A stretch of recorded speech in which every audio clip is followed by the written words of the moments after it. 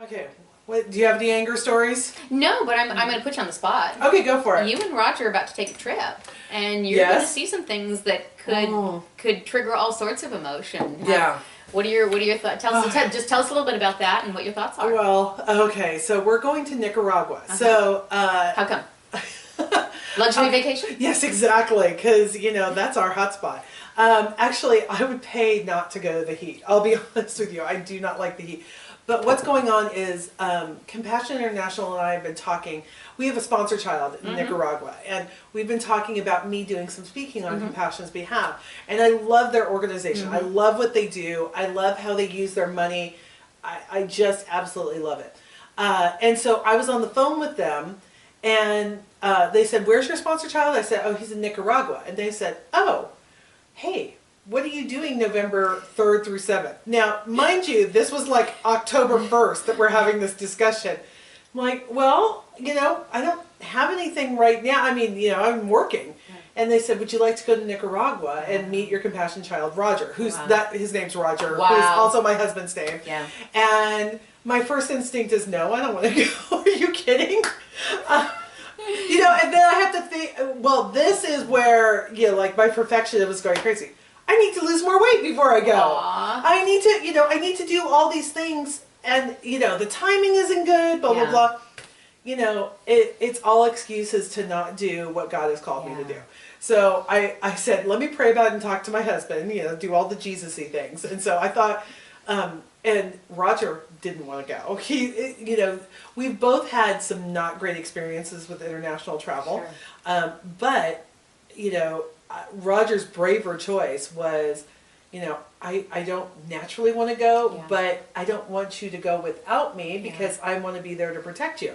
So anyway, we are going, and we are going to meet our sponsor child, Roger, and we are going to meet with some of the leadership over there and find out more. But it is Nicaragua, and I'm reading descriptions of their houses that are made out of cardboard, and they have dirt floors and tin ceilings, and I'm hoping my hope is that it ignites a holy passion for what I need to be doing, because the more I am confronted with the inequity in the world, the more I say, God, I have nothing I can do with this, but tell me what you want me to do.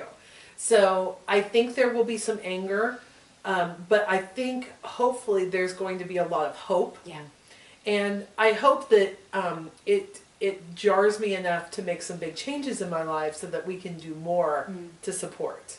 Because it's very easy to become complacent. It's very easy to send off our $38 a month and not really have to think about it. But this is going to make me confront thinking about it. So I'm excited and terrified, and we are loading.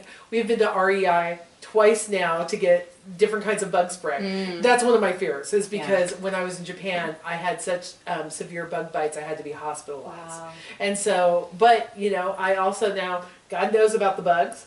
Yeah, the bugs are not a surprise to God. So we're being smart about it, but we're also going with faith that I love that phrase, a holy passion, because I can't help but wonder for some of the first world problems that we get so intensely upset about. Right. How much of that energy is energy that we really could be funneling elsewhere? Are you judging my $16 taco freak out? I am not judging anything. I would be okay if you did. Me. And I'm not envying your trip to Nicaragua either. But No, you're absolutely right, though. There's so much that we get so upset with. We're so concerned about our rights. Yeah. And there are rights I hold dear. Free speech, freedom of religion. Yeah. These are things that I hold dear. But I do want, I don't want anybody to be taken advantage of, and that's where I'm hoping, and I think it's good, but I think it's going to be exciting to see what Compassion has done over there already. So I'm excited. Yeah, I want to come back different. And here's the thing, I'll just warn you now, I want to come back and share with people who haven't gone over there and challenge them to take, I know that, everybody says it's only $38 a month. For a lot of families, $38 a month is a lot of money, and that's in Nicaragua and in the United States.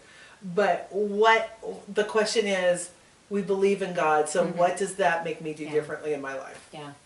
Yeah. Very cool. Very cool. Okay. Sorry for springing that No, on you, no, but I no, couldn't that's resist. okay. I'm excited Couldn't and resist. terrified and excited. Well, and I think as women, we have such capacity to care, and I think sometimes it gets channeled into areas where we're wasting the energy. You know. For me, for so long. Yeah. Yeah, yeah. And I don't,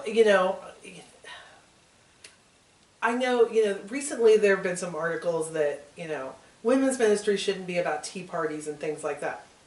I understand where those people are coming from, but I also understand that connection looks different for different people. Yes. And so those articles make me angry Yes. sometimes because, yes, there are components to all of that, but I need stuff that I can bring my neighbor to as well. Yeah. And my neighbor Diane, who is a lovely woman, loves a good tea party.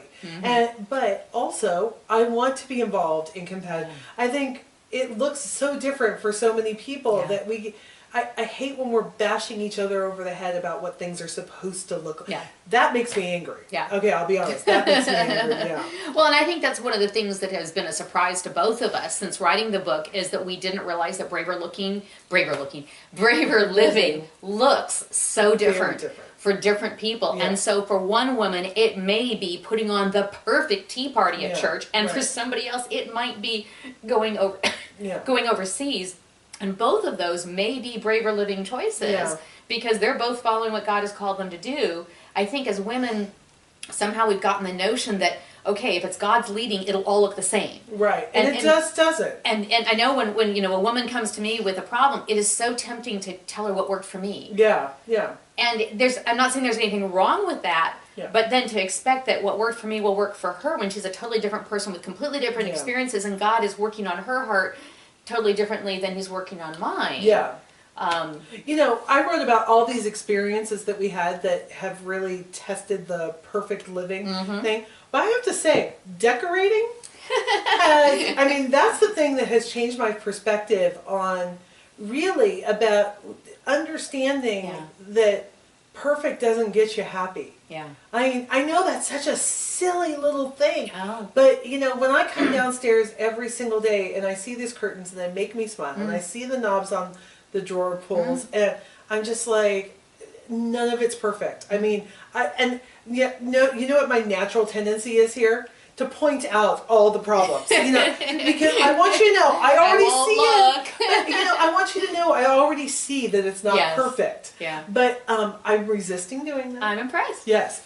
But yes, it looks so different and so for somebody it's not going to be decorating, it's going to be preparing a meal or it's going to be serving. Yeah. For me, I know that Nicaragua is going to be mind-blowing for me. So, stay tuned.